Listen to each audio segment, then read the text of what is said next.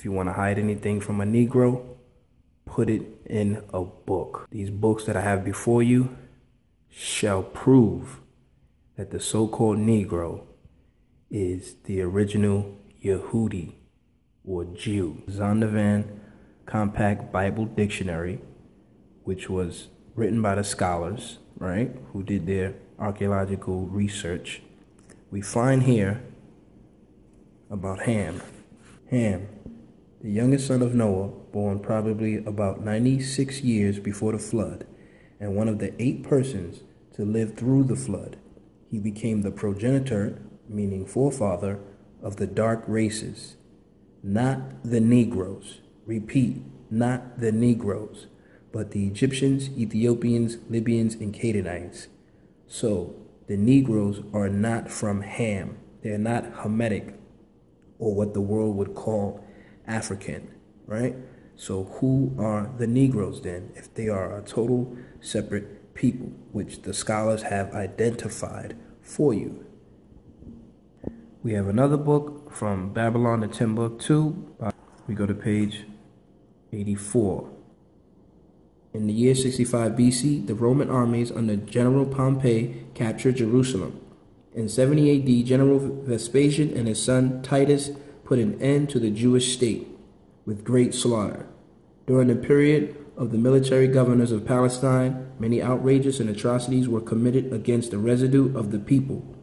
During the period from Pompey to Julius, it has been estimated that over 1 million Jews fled into Africa, like I was reading to you in the Bible, fleeing from Roman persecution and slavery. The slave markets were full of black Jewish slaves.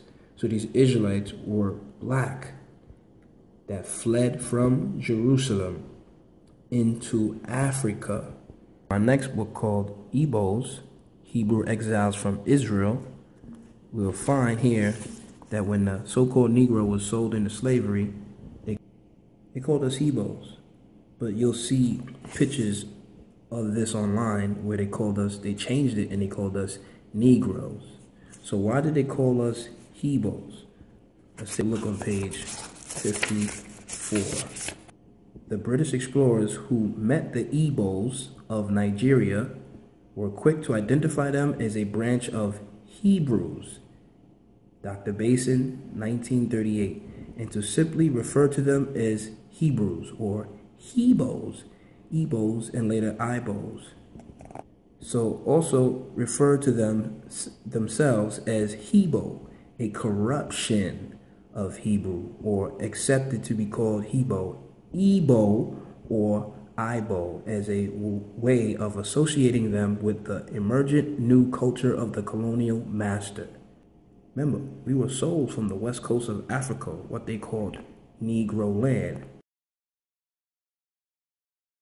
Now, if we go back to the Bible dictionary, as you see, the word Niger or nigger means black, a surname of Simeon, one of the 5 prophets and teachers of the church at Antioch who were led of Yahweh to send forth Paul and Barnabas on the first missionary journey, Acts 13, 1-3.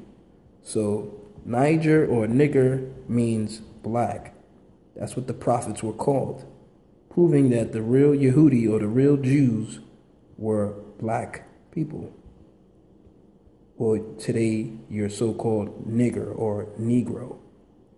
Let's prove even further that the so-called Negroes are the Israelites. You have this textbook, college textbook, right? Western African History by Robert O. Collins. And it can prove that it's a textbook because, see, textbook, used, bookstore. Now, we're going to prove that these people know our history. They know who we are. If you go here, page 199, the inhabitants of Bani, when our author last visited that port, amounted to about 3,000. There are chiefly a mixture of Ebo or Hebo and the brass tribes. King of Bani were both of Ebo descent, of which also are the mass of the natives.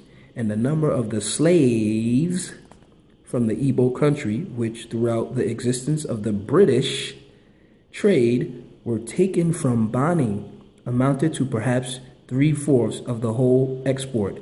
It is calculated that no fewer than 16,000 of these people alone were annually exported from Bani within the 20 years ending in 1820, so that including 50,000 taken within the same period from New and Old Caliber, the aggregated export of Igbos alone was not short of 370,000. See that? So they know that these people were taken from the west coast of Africa were called Igbos. They were the Hebrew Israelites. We have another scholarly book, Creole New Orleans, Race and Americanization. Okay, we go to page 67.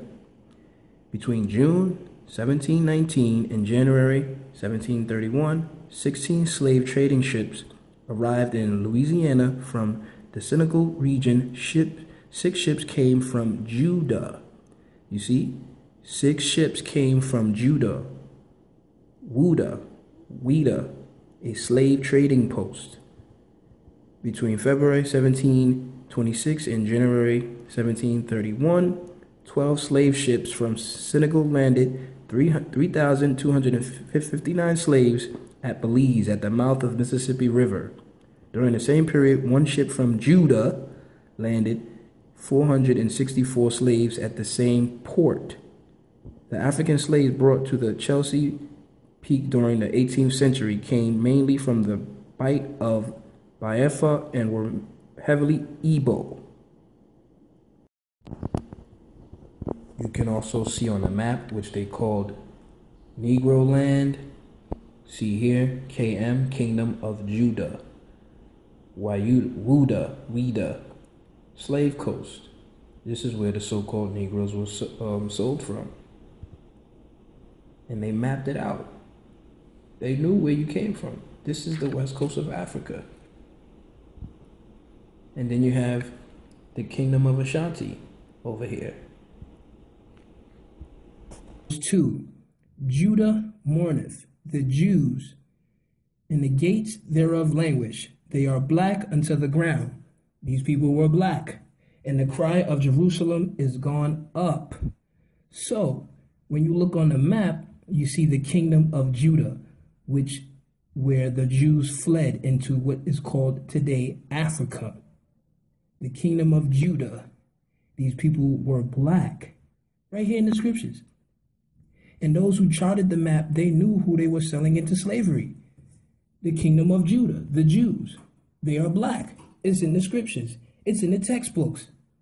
Hebrews 7 verse 14. For it is evident that our Lord, which we know Lord means bow, but they're talking about Mashiach, the Christ, sprang out of Judah. He was from the tribe of Judah. And as you see in Jeremiah 14 verse 2, they are black until the ground. And you see in the map, the Kingdom of Judah is where the slaves were sold from. Because remember, they fled into Africa in 70 AD when they were being persecuted by the Romans. You see? So, this proves the real Jews are your so-called Negroes, or who you call nigger, or whatever the case is.